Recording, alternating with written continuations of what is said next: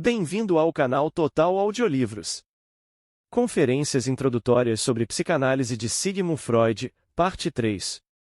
Conferência 22. Algumas ideias sobre desenvolvimento e regressão, etiologia. Senhoras e senhores, ouviram dizer que a função libidinal sofre uma prolongada evolução, até que possa, segundo o que se descreve como forma normal, ser posta a serviço da reprodução. Gostaria de atrair sua atenção, agora, para a importância desse fato na causação das neuroses. Penso que estamos de acordo com as teorias da patologia geral ao supormos que um desenvolvimento dessa espécie envolve dois perigos: primeiro, de inibição, e, segundo, de regressão. Isto é, em vista da tendência geral dos processos biológicos à variação, não há como fugir ao fato de que nem todas as fases preparatórias são ultrapassadas com igual êxito e superadas completamente. Partes da função serão retidas permanentemente nesses estádios iniciais e o quadro total do desenvolvimento será limitado por determinada quantidade de inibição de desenvolvimento. Procuremos algumas analogias com esses processos em outras áreas de conhecimento. Quando, conforme tantas vezes aconteceu nos períodos iniciais da história do homem, um povo inteiro abandonou seu local de morada e procurou um novo, podemos ter a certeza de que nem todos os indivíduos desse povo chegaram à nova localidade. Afora outras perdas, deve ter acontecido, regularmente, que pequenos grupos ou bandos de migrantes pararam no caminho e se fixaram nesses locais de parada, enquanto o grosso da massa prosseguia adiante. Ou, conforme é do conhecimento dos senhores, voltando a uma comparação mais próxima, nos mamíferos superiores as glândulas sexuais masculinas, que inicialmente se situam profundamente na cavidade abdominal, iniciam uma migração, em determinado estágio da vida intrauterina, que as traz quase diretamente sob a pele da extremidade pélvica. Em consequência dessa migração, constatamos, em alguns indivíduos masculinos, que um desses órgãos pares ficou para trás, dentro da cavidade pélvica, ou que ficou alojado permanentemente dentro do que se conhece como canal inguinal, através do qual ambos os órgãos devem passar no decurso de sua migração, ou, pelo menos, que esse canal permaneceu aberto, embora normalmente devesse fechar-se após as glândulas haverem completado sua mudança de localização. Uma vez, quando eu era um jovem estudante, dediquei-me, sob a direção de von Bruck, a meu primeiro trabalho científico e interessei-me pela origem das raízes nervosas posteriores da medula espinal de um pequeno peixe de estrutura muito primitiva. Constatei que as fibras nervosas dessas raízes tinham sua origem em células grandes do corno posterior da substância cinzenta, o que já não acontece mais com outros vertebrados. Mas também descobri, logo depois, que células nervosas desse tipo estão presentes fora da substância cinzenta, por toda a extensão do chamado gânglio espinal da raiz posterior, e desse fato concluí que as células dessas massas ganglionares migraram da medula espinal ao longo das raízes dos nervos. Isto também é demonstrado pela sua história evolutiva. Nesse pequeno peixe, porém, todo o percurso de sua migração foi demonstrado pelas células que ficaram para trás. Se os senhores se aprofundarem mais no assunto, não terão dificuldade em detectar os pontos fracos dessas comparações. Portanto, declaro, sem mais delongas, que, no caso de cada uma das tendências sexuais, considero possível que algumas partes das mesmas tenham ficado para trás, em estádios anteriores de seu desenvolvimento, embora outras partes possam ter atingido o objeto final. Aqui os senhores reconhecerão que estamos delineando cada uma dessas tendências como uma corrente que tem sido contínua desde o começo da vida, a qual, porém, dividimos, em certa medida artificialmente, em sucessivos avanços separados. Justificasse a sua impressão de que essas ideias necessitam de maior esclarecimento, contudo, ao tentá-lo, afastar-nos-íamos demais do tema. Permitam-me ainda esclarecer que nos propomos descrever o retardamento de uma tendência parcial num estágio anterior como sendo uma fixação, isto é, uma fixação do instinto. O segundo perigo em um desenvolvimento por etapas desse tipo reside no fato de que as partes que prosseguiram adiante podem também, com facilidade, retornar retrocessivamente a um desses estádios precedentes, o que descrevemos como regressão. A tendência a ver-se-á conduzida a uma regressão desse tipo, se o exercício de sua função, isto é, a obtenção do seu objetivo de satisfação, depara, em sua forma posterior ou mais altamente desenvolvida, com poderosos obstáculos externos. É plausível supor que a fixação e a regressão não sejam independentes uma da outra. Quanto mais intensas as fixações em seu rumo ao desenvolvimento, mais prontamente a função fugirá às dificuldades externas, regressando às fixações. Portanto, mais incapaz se revela a função desenvolvida de resistir aos obstáculos externos situados em seu caminho. Considerem que, se um povo em migração deixou atrás de si fortes destacamentos nos locais de parada de seu deslocamento, é provável que os escalões mais avançados tenderão a se retirar para esses locais de parada quando forem derrotados ou quando se defrontarem com um inimigo superior. Mas, também estarão em maior perigo de serem derrotadas, quanto maior for o número deles, que ficou para trás na migração. Para compreenderem as neuroses, é importante não perderem de vista essa relação entre fixação e regressão. Isto lhes dará maior segurança ao enfrentarem a questão da formação das neuroses, a questão da etiologia das neuroses, que em breve haveremos de abordar. No momento atual, deter-nos-emos um pouco mais na regressão. Após essas coisas que os senhores aprenderam a respeito do desenvolvimento da função libidinal, estarão preparados para saber que há regressão de dois tipos, de um retorno aos objetos que inicialmente foram catequizados pela libido, os quais, conforme sabemos, são de natureza incestuosa, e um retorno da organização sexual como um todo a estádios anteriores. Ambos os tipos de regressão são encontrados nas neuroses de transferência e desempenham importante papel no seu mecanismo. Particularmente, um retorno aos primeiros objetos incestuosos da libido é um aspecto que se encontra nos neuróticos com regularidade realmente fatigante. Há muito mais coisas a dizer acerca das regressões da libido, quando levamos em consideração também outros grupos de neuroses, as narcísicas, que, por ora, não pretendemos abordar. Esses distúrbios dão-nos acesso a outros processos de desenvolvimento da função libidinal que ainda não mencionamos, e nos mostram, por conseguinte, ainda outras formas de regressão. Acima de tudo, penso, todavia, que devo adverti-los para não confundirem regressão com repressão e ajudá-los a formar uma ideia clara das relações entre os dois processos. A repressão é o processo pelo qual um ato admissível à consciência, portanto um ato que pertence ao sistema AP6, é tornado inconsciente, é repelido para dentro do sistema ICS. E igualmente falamos em regressão se o ato mental inconsciente é de todo impedido de ter acesso ao vizinho sistema pré-consciente e é repelido, no limiar, pela censura. Assim, o conceito de repressão não implica nenhuma relação com a sexualidade, e devo pedir-lhes que tomem especial nota disto. Indica um processo puramente psicológico, que podemos caracterizar mais bem ainda se o denominarmos processo entopográfico. Com isso queremos dizer que repressão diz respeito às regiões psíquicas que supomos existirem ou, se abandonamos essa desajeitada hipótese de trabalho, a construção do aparelho mental a partir dos diferentes sistemas psíquicos.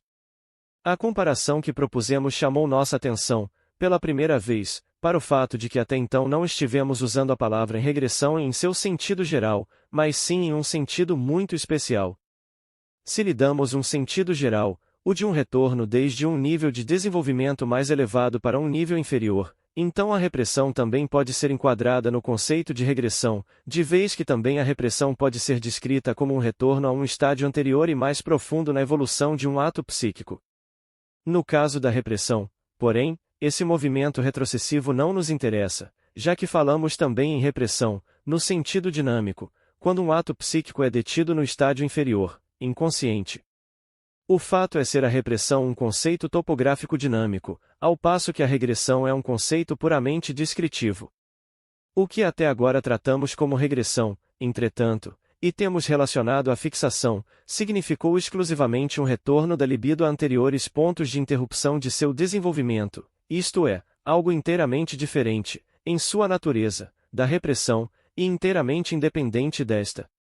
E não podemos chamar de regressão da libido um processo puramente psíquico, nem podemos dizer onde deveríamos localizá-lo no aparelho mental. E, embora seja verdade que ele exerce a mais poderosa influência sobre a vida mental, o fator mais importante nele é o fator orgânico.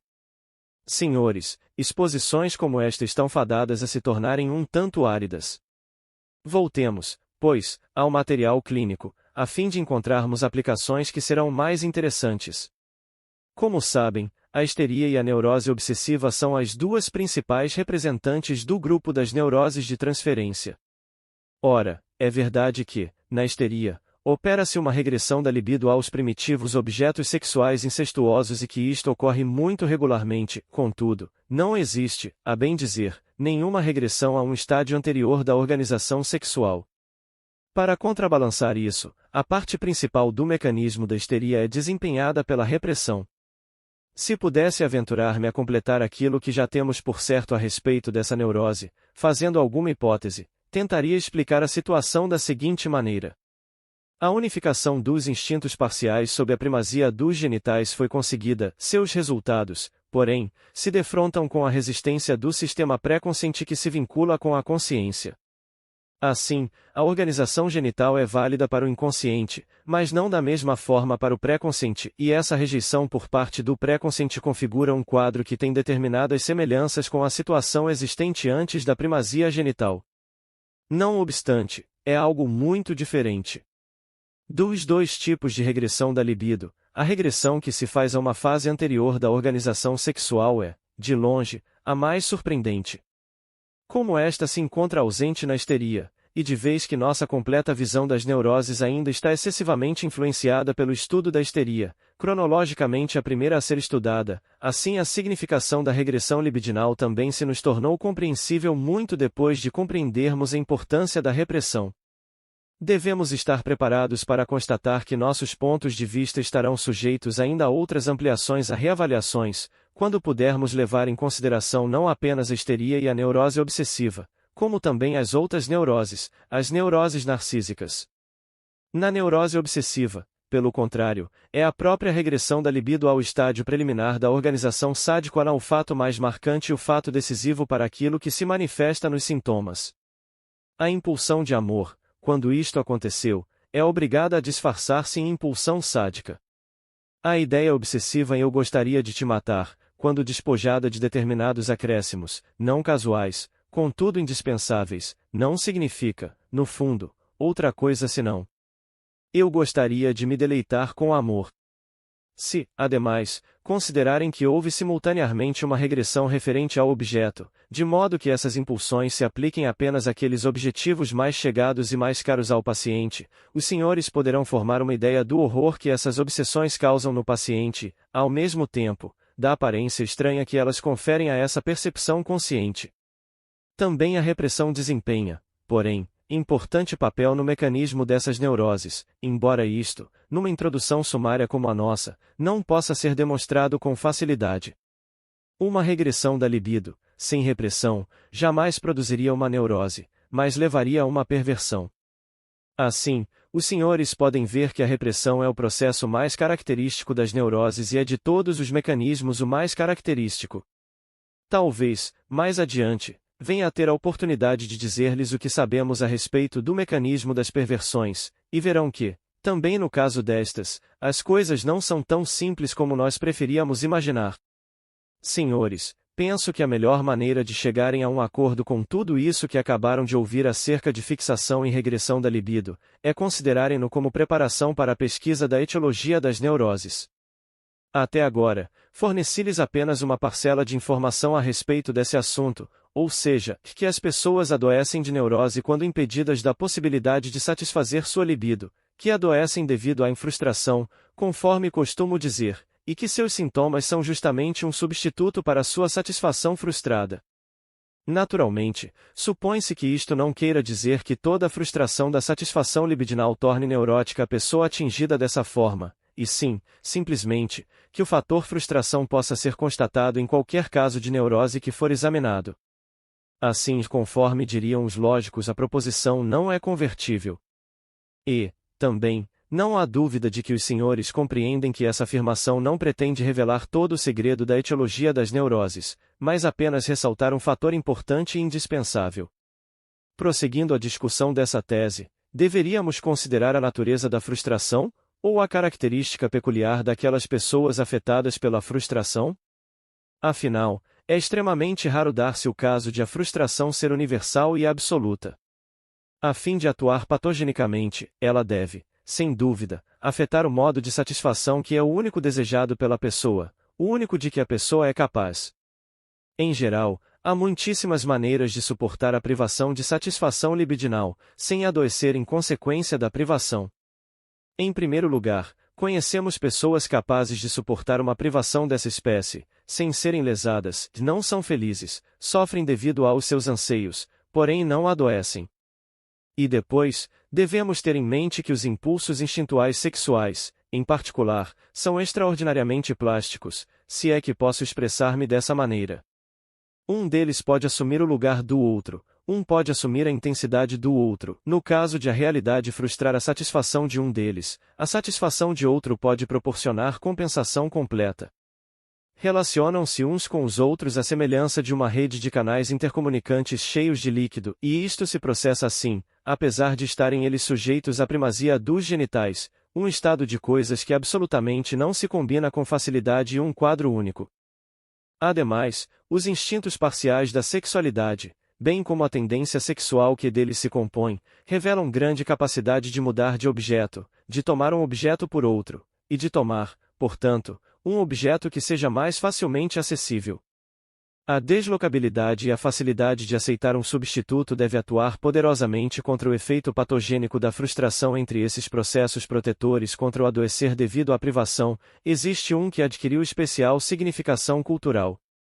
Consiste no fato de a inclinação sexual abandonar seu fim de obter um prazer parcial ou reprodutivo e de adotar um outro, que genericamente se relaciona àquele que foi abandonado, mas que, por si mesmo, já não possui mais um caráter sexual, devendo ser descrito como social. A esse processo chamamos de sublimação, segundo o consenso geral que situa os objetivos sociais acima dos objetivos sexuais, que no fundo, visam aos próprios interesses próprios do indivíduo. Aliás, a sublimação é apenas um caso especial da maneira pela qual as inclinações sexuais se vinculam a outras, não sexuais. Haveremos de discorrer a esse respeito, novamente, em outro contexto. Ora, os senhores poderão ter a impressão de que a privação foi reduzida à insignificância devido a todos esses métodos de tolerá-la. Contudo, não é assim, ela conservou sua capacidade patogênica. As contramedidas são, em sua totalidade, insuficientes. Há um limite à quantidade de libido não satisfeita que os seres humanos, em média, podem suportar. A plasticidade ou livre mobilidade da libido não se mantém absolutamente preservada em todas as pessoas, e a sublimação jamais tem a capacidade de manejar senão determinada parcela de libido. Acresce-se o fato de que muitas pessoas são dotadas apenas de uma escassa capacidade de sublimar. A mais importante dessas limitações, evidentemente, aquela referente à mobilidade da libido, de vez que isto faz com que a satisfação da pessoa dependa da obtenção de apenas um número muito reduzido de fins e de objetos.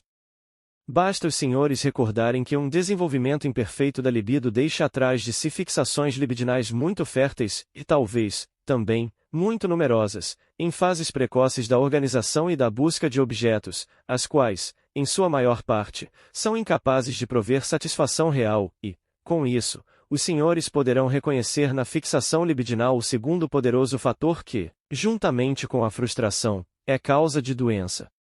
Podem afirmar, numa abreviação esquemática, que a fixação libidinal representa o fator interno, predisponente, da etiologia das neuroses, ao passo que a frustração representa o fator externo, acidental. A esse ponto, aproveito a oportunidade para alertá-los contra a possibilidade de tomarem partido em uma disputa muito desnecessária. Em assuntos científicos, as pessoas mantêm muito essa tendência de selecionar uma parte da verdade, colocando-se a favor dessa parte somente. Foi justamente dessa forma que diversas correntes de opinião já se cindiram do movimento psicanalítico, algumas delas reconhecendo os instintos egoísticos e negando os sexuais, e outras atribuindo importância à influência das incumbências reais da vida e desprezando o passado do indivíduo, e outras mais. Ora, aqui encontramos mais uma ocasião para assinalar um contraste e iniciar uma controvérsia. São as neuroses doenças exógenas ou endógenas? São elas o resultado inevitável de determinada constituição, ou são produto de determinadas experiências de vida prejudiciais, traumáticas? Mais particularmente, são elas causadas pela fixação da libido, e pelos outros aspectos da constituição sexual ou pela pressão da frustração? Parece-me que esse dilema, em sua totalidade, não se reveste de sensatez maior do que um outro dilema que eu poderia apresentar-lhes: que um bebê surge por ter sido gerado por seu pai, ou por ter sido concebido por sua mãe? Ambos os fatores são igualmente indispensáveis, conforme certamente responderão os senhores. No que tange à causação das neuroses, a relação, se não precisamente a mesma, pelo menos é muito similar. Quanto à sua causação, os casos de doença neurótica enquadram-se numa série, dentro da qual os dois fatores, constituição sexual e experiência, ou, se preferirem, fixação da libido e frustração, estão representados de tal modo que, quando um dos fatores é mais forte, o outro é menos. Em um dos limites da série estão os casos extremos dos quais os senhores poderiam dizer convictamente: essas pessoas, em consequência do singular desenvolvimento de sua libido, teriam adoecido de qualquer maneira, quaisquer que tivessem sido suas experiências e por mais que suas vidas tivessem sido protegidas. No outro limite da série, estão os casos que, pelo contrário, os senhores deveriam supor tivessem certamente escapado de adoecer, se suas vidas não os tivessem conduzido a esta ou aquela situação. Nos casos intermediários da série, um maior ou menor grau de predisposição na constituição sexual se combina com um grau menor ou maior de experiências nocivas na vida das pessoas. Sua constituição sexual não as teria levado à neurose, se não tivessem tido essas experiências, e essas experiências não teriam tido um efeito traumático sobre tais pessoas se sua libido tivesse sido disposta de outra forma. Nessa série posso, com certeza, admitir uma preponderância na importância dos fatores predisponentes, porém, admitir isto também depende de saber até onde os senhores resolvem ampliar as fronteiras da doença neurótica. Proponho, senhores, que denominemos a uma série desse tipo em série complementar, e previno-os de que terão oportunidade de formar outras da mesma espécie. A tenacidade com que a libido adere a determinadas tendências e objetos, o que se pode descrever como a adesividade da libido, surge como fator independente, variando de indivíduo para indivíduo, e suas causas nos são praticamente desconhecidas. Contudo, sua importância na etiologia das neuroses certamente não mais subestimaremos. Por outro lado, não devemos superestimar a complexidade dessa relação, e uma adesividade semelhante ocorre, por motivos desconhecidos, sob numerosas condições, em pessoas normais, e é encontrada como fator determinante em pessoas que são, em certo sentido, o oposto dos neuróticos, nos pervertidos. Sabia-se, já antes da era da psicanálise, com Frontcombe 1888, que, na anamnese de pervertidos, muito a miúde encontrava-se uma marca muito precoce de alguma tendência instintual ou de alguma escolha objetal anormal a que a libido da pessoa permanecia ligada por toda a vida. Muitas vezes, é impossível dizer o que é que possibilitou a essa marca exercer uma atração tão intensa sobre a libido. Descreverei um caso dessa ordem, que eu próprio observei. Trata-se de um homem que, hoje, é praticamente indiferente aos genitais e a outros atrativos das mulheres, mas que pode ser tomado de irresistível excitação sexual apenas por causa de um pé que tenha determinada forma, e que calce um sapato. Pode recordar um acontecimento do seu 6º ano de vida, decisivo para a fixação de sua libido. Estava sentado num banquinho, ao lado da governanta que lhe ia ministrar lições de inglês. A governanta, uma solteirona de meia idade, seca, sem atrativos especiais, com olhos azuis claros e nariz arrebitado, naquele dia estava com algum problema no pé e, por causa disso, mantinha o calçado num chinelo de veludo, estendido sobre uma almofada. Sua perna, propriamente, estava com decência recoberta com a roupa. Um pé fino, magricela, como aquele que vira pertencendo à sua governanta, desde então se tornou, após tímida tentativa de atividade sexual normal na puberdade, seu único objeto sexual, e o homem se sentia irresistivelmente atraído se um pé assim se associava mais a outros aspectos, do que lembrassem a figura da governanta inglesa. Essa fixação de sua libido, porém, fazia dele não um neurótico mas um pervertido, o que denominamos fetichista do pé. Portanto, os senhores constatam que, embora uma fixação excessiva e, acima de tudo, prematura da libido seja indispensável para a causação das neuroses, a área de seus efeitos se estende muito além do campo das neuroses. Esse fator é, também, por si mesmo, tão pouco decisivo quanto é a frustração, sobre a qual já falamos. Assim, o problema da causação das neuroses parece tornar-se mais complicado. De fato, a investigação psicanalítica nos familiariza com um fator novo, que não é levado em conta em nossa série etiológica e que podemos reconhecer muito facilmente em casos nos quais aquilo que até então constituiu condição sadia, é subitamente perturbado por um início de doença neurótica. Nessas pessoas regularmente encontramos indícios de luta entre impulsos plenos de desejos, ou segundo costumamos expressá-lo, um conflito psíquico. Uma parte da personalidade defende a causa de determinados desejos, enquanto outra parte se opõe a eles e os rechaça. Sem tal conflito não existe neurose.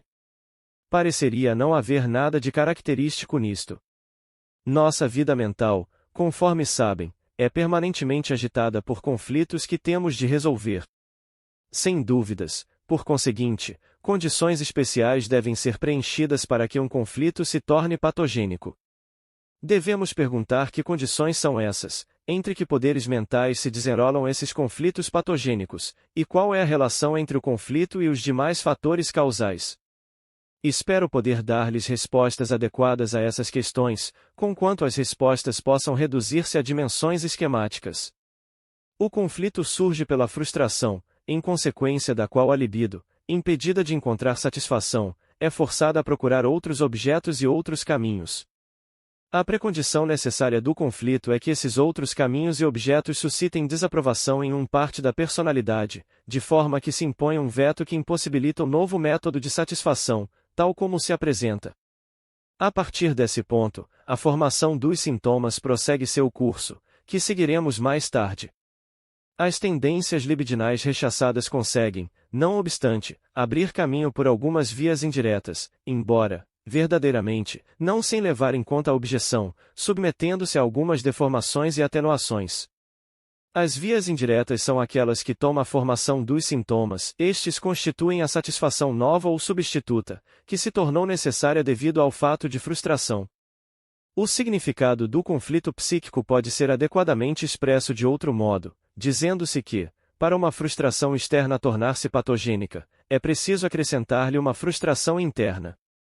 Nesse caso, naturalmente, as frustrações externa e interna referem-se a diferentes vias e objetos. A frustração externa remove uma possibilidade de satisfação e a frustração interna procura excluir uma outra possibilidade e em torno disto irrompe, então, o conflito. Prefiro essa forma de representar o assunto, porque possui um conteúdo secreto.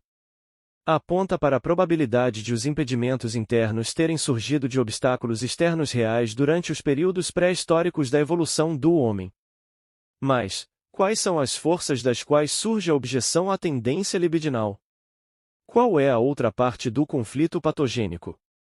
Essas forças, genericamente falando, são as forças instintuais não sexuais. Classificamo-las conjuntamente como instintos do ego. A psicanálise das neuroses de transferência não nos dá um acesso fácil a um exame detalhado das mesmas, quando muito, chegamos a conhecê-las, em certa medida, através das resistências que se opõem à análise. O conflito patogênico é, pois, um conflito entre os instintos do ego e os instintos sexuais. Em muitos casos, parece haver como que um conflito também entre diferentes tendências puramente sexuais. Em essência, isto, porém, é a mesma coisa, pois das duas tendências sexuais em conflito, uma sempre é, poderíamos dizer assim, egocintônica, ao passo que a outra provoca a defesa do ego. Portanto, ainda continua sendo um conflito entre o ego e a sexualidade. Senhores, sempre que a psicanálise tem afirmado que algum evento mental é produto dos instintos sexuais, tem-se-lhe argumentado, indignadamente, a modo de defesa, que os seres humanos não se resumem apenas em sexualidade, que existem na vida mental instintos e interesses outros além dos sexuais, que não se deve derivar em tudo da sexualidade, e assim por diante. Pois bem, é muito gratificante, vez por outra, verificar que estamos de acordo com nossos opositores. A psicanálise jamais se esqueceu de que há também forças instintuais que não sexuais.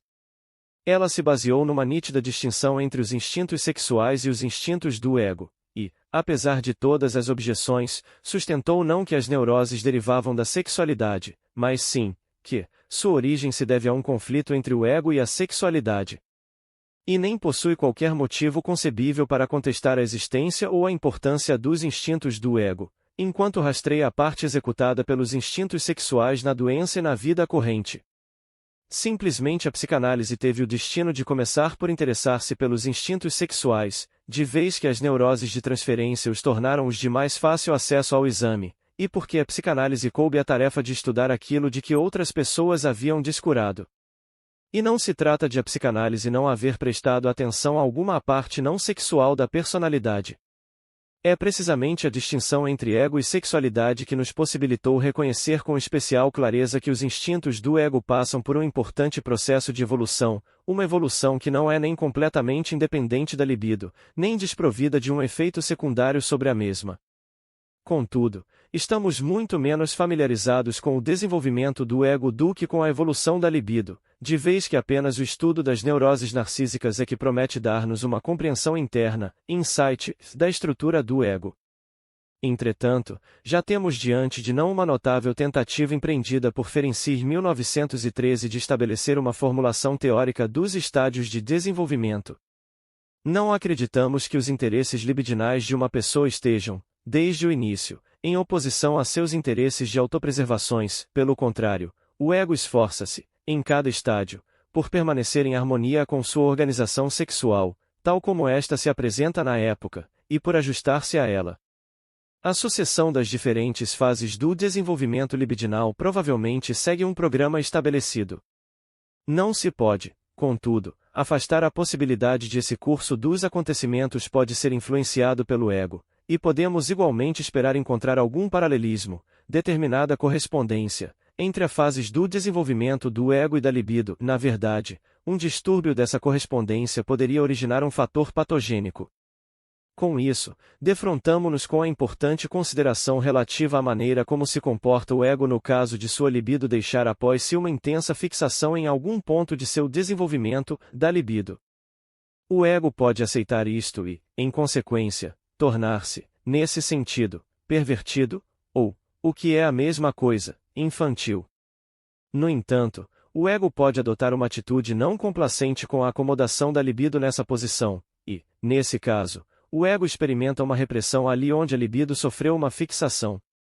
Assim, descobrimos que o terceiro fator na etiologia das neuroses, a tendência ao conflito, depende tanto do desenvolvimento do ego como do da libido. Com isso faz-se mais completa a nossa compreensão interna, insight, da causação das neuroses. Primeiro, existe a precondição mais geral, a frustração e, a seguir, a fixação da libido que a força em determinadas direções, e terceiro, a tendência ao conflito, surgida do desenvolvimento do ego, a qual rejeita esses impulsos libidinais. A situação, por conseguinte, parece não ser tão difícil de compreender como provavelmente lhes parecia no transcorrer de minhas observações. É verdade, porém, que verificaremos não haver ainda completado sua descrição. Existe algo novo a acrescentar e algo já conhecido a ser mais detidamente examinado. A fim de demonstrar-lhes a influência que o desenvolvimento do ego exerce sobre a formação dos conflitos e sobre a causação das neuroses, gostaria de apresentar-lhes um exemplo que, verdade seja dita, é uma completa invenção, mas que não está, de modo algum, isento de probabilidade. Descrevê-lo-ei, com base no título de uma das farsas de Nestroy, como no subsolo e no primeiro andar. O zelador da casa mora no subsolo e seu patrão, um cavalheiro rico e respeitável, no primeiro andar. Ambos têm filhos, e podemos supor que a filhinha do proprietário pode brincar, sem qualquer supervisão, com a menina proletária.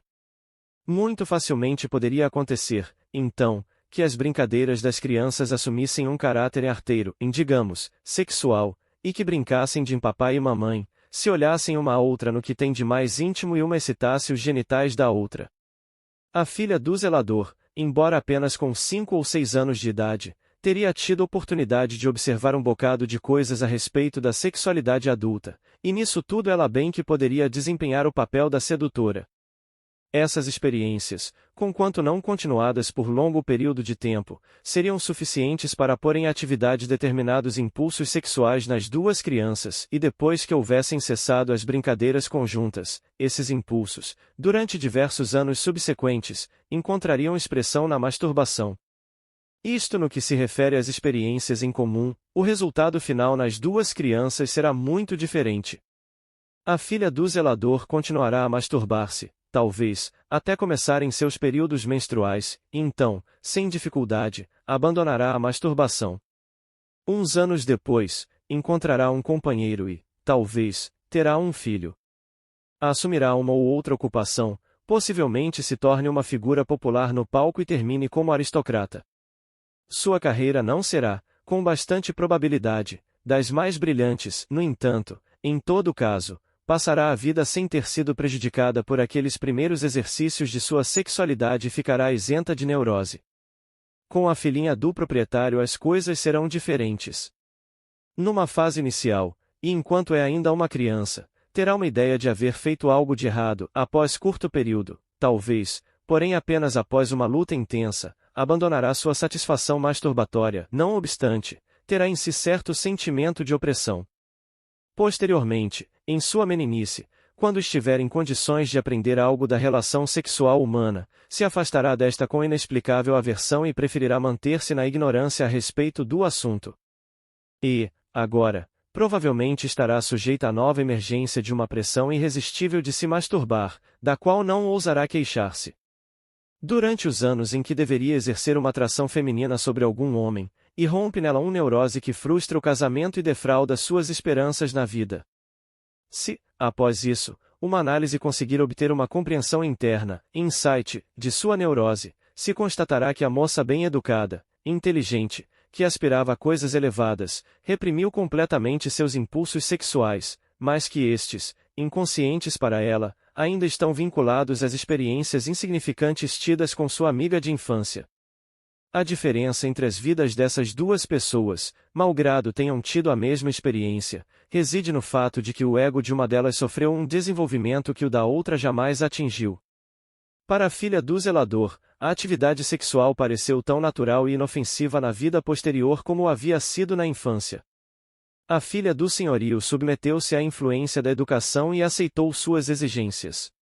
A partir das ideias que lhe foram vinculadas, seu ego formou ideais de pureza feminina e abstinência incompatíveis com a atividade sexual, sua educação intelectual reduziu seu interesse pelo papel feminino que estava destinada a desempenhar. Devido à sua moral mais elevada e ao desenvolvimento intelectual de seu ego, ela entrou em conflito com as exigências de sua sexualidade. Hoje, deter-me-ei um pouco em outro ponto do desenvolvimento do ego, em parte porque tenho em vista alguns objetivos mais remotos, contudo, também porque o que se segue destina-se a precisamente justificar a nítida separação entre os instintos do ego e os instintos sexuais, que reafirmamos, não sendo, porém, evidente por si mesma. Ao estabelecer nosso critério das duas linhas de desenvolvimento, a do ego e a da libido, devemos ressaltar uma consideração que até agora não foi levada em conta. Ambas são, no fundo, heranças, recapitulações abreviadas do desenvolvimento pelo qual toda a humanidade passou, desde épocas primitivas, por longos períodos de tempo. No caso do desenvolvimento da libido, essas origem filogenética é, conforme ouso pensar, uma evidência imediata. Considerem como numa classe de animais o aparelho genital põe-se em íntima relação com a boca, ao passo que, em outra, não pode ser diferenciado do aparelho excretor, e, ainda em outras, está vinculado aos órgãos motores, e tudo isso os senhores encontrarão em atraente apresentação no valioso livro de W. Boucher 1911-13. Entre os animais, pode-se encontrar, por assim dizer, em forma petrificada todos os tipos de perversão da organização sexual. No caso dos seres humanos, entretanto, esse ponto de vista filogenético é parcialmente velado pelo fato de que aquilo que, no fundo, é herdado, não obstante é de aquisição recente no desenvolvimento do indivíduo, provavelmente porque as mesmas condições que impuseram sua aquisição persistem e continuam a operar em cada indivíduo. Gostaria de acrescentar que, originalmente, a operação dessas condições era criativa, agora, contudo, é evocativa. Ademais, não há dúvida de que o curso estabelecido do desenvolvimento pode ser perturbado e alterado em todo indivíduo, através de influências externas recentes. Mas conhecemos a força que impôs à humanidade um desenvolvimento dessa ordem e mantém sua pressão na mesma direção nos dias atuais. Essa força é, mais uma vez, a frustração advinda da realidade, ou, se quisermos dar-lhe o nome verdadeiro, o nome de peso, as exigências da vida e necessidade, Ananke. Esta tem sido uma educadora rigorosa e tem exigido muito de nós. Os neuróticos estão entre aqueles de seus filhos aos quais seu rigor causou maus resultados. Este, porém, é um risco que se corre em qualquer educação. Essa valorização da importância das necessidades da vida, aliás, não necessita pesar contra a importância das tendências internas de desenvolvimento, se pode demonstrar que isto está presente. Ora, é digno de nota o fato de que os instintos sexuais e os instintos de autopreservação não se comportam da mesma maneira para com a necessidade real. Os instintos de autopreservação, e tudo o que com eles se relaciona, são muito mais fáceis de educar e cedo aprendem a adaptar-se à necessidade e a moldar seus desenvolvimentos de acordo com as instruções da realidade. Isto se compreende, pois eles não poderiam obter os objetos de que necessitam, se agissem de alguma outra maneira, e sem esses objetos, o indivíduo inevitavelmente pereceria. Os instintos sexuais são mais difíceis de educar, de vez que, no início, não precisam de objeto. Como estão ligados, à semelhança de parasitas, por assim dizer, às outras funções corporais e conseguem sua satisfação autoeroticamente no próprio corpo da pessoa, eles estão, de início, retirados da influência educadora da necessidade real, e conservam essa característica de serem rebeldes e inacessíveis à influência. Isto descrevemos como sendo irracional, na maioria das pessoas, em certo sentido, por toda a vida. Ademais, via de regra, a educabilidade de pessoas jovens chega ao fim quando suas necessidades sexuais surgem em toda a sua plenitude. Os educadores sabem disso e agem de acordo, mas as descobertas da psicanálise talvez possam induzi-los a deslocar o impacto principal da educação para os anos da meninice, partindo da infância propriamente dita.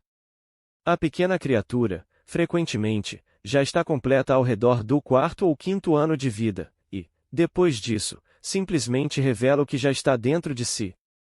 A fim de avaliar a plena significação da diferença que assinalei entre os dois grupos de instintos, devemos retroceder por um longo caminho e introduzir uma dessas dimensões que merece ser descrita como econômica. Isto nos leva a uma das mais importantes, mas, infelizmente, também uma das mais obscuras regiões da psicanálise. Podemos nos perguntar se, no funcionamento de nosso aparelho mental, pode ser evidenciado um propósito principal, e podemos responder, como proposição inicial, que esse propósito se orienta pela obtenção de prazer. É como se a totalidade de nossa vida mental fosse dirigida para obter o prazer e evitar o desprazer, que é automaticamente regulada pelo princípio de prazer. Gostaríamos de saber, dentre todas as coisas, o que é que determina a geração do prazer e do desprazer. Isto, contudo, ignoramos. Podemos apenas arriscar-nos a dizer o seguinte, que o prazer está de alguma forma relacionado com a diminuição, redução ou extinção das cargas de estímulos reinantes no aparelho mental e que, de maneira semelhante, o desprazer está em conexão com o aumento dessas cargas. Um exame do prazer mais intenso acessível aos seres humanos, o prazer de efetuar o ato sexual, deixa pouca dúvida quanto a esse ponto. De vez que, em tais processos relativos ao prazer, a questão é saber o que acontece com as quantidades de excitação ou energia mental, damos a essa nova dimensão o nome de econômica. Notar-se-á que podemos descrever as atribuições e realizações do aparelho mental de outra forma mais geral do que simplesmente enfatizando a objeção de prazer. Podemos dizer que o aparelho mental serve ao propósito de dominar e eliminar as cargas de estímulo e as somas de excitação que incidem sobre ele, provenientes de fora e de dentro. É imediatamente óbvio que os instintos sexuais, do começo ao fim de seu desenvolvimento, atuam com vistas à obtenção de prazer, eles mantêm inalterada sua função original. Os outros instintos, os instintos do ego, têm, inicialmente, o mesmo objetivo. Sob a influência da instrutora necessidade, porém, logo aprendem a substituir a princípio de prazer por uma modificação do mesmo. Para eles, a tarefa de evitar desprazer vem a ser tão importante como a de obter prazer. O ego descobre que lhe é inevitável renunciar à satisfação imediata, adiar a obtenção de prazer, suportar um pequeno desprazer e abandonar inteiramente determinadas fontes de prazer. Um ego educado dessa maneira tornou-se irracional e não se deixa mais governar pelo princípio de prazer, mas obedece ao princípio de realidade que, no fundo, também busca obter prazer, mas prazer que se assegura levando em conta a realidade, ainda que seja um prazer adiado ou diminuído. A transição do princípio de prazer para o princípio de realidade é um dos mais importantes passos na direção do desenvolvimento do ego. Já sabemos que é só tardia e relutantemente que os instintos sexuais se reúnem a essa parte do desenvolvimento, e mais adiante ouviremos falar nas consequências, para os seres humanos, do fato de sua sexualidade se contentar com laços tão frouxos com a realidade externa. E agora, para terminar, um último comentário a respeito desse assunto. Se o ego do homem tem seu próprio processo de desenvolvimento, assim como a libido tem o seu, os senhores não se surpreenderão ao ouvir que também há regressões do ego, e estarão desejosos de saber também qual o papel que pode ser desempenhado, nas doenças neuróticas, por esse retorno do ego a fases anteriores de seu desenvolvimento. Obrigado por visitar o canal Total Audiolivros.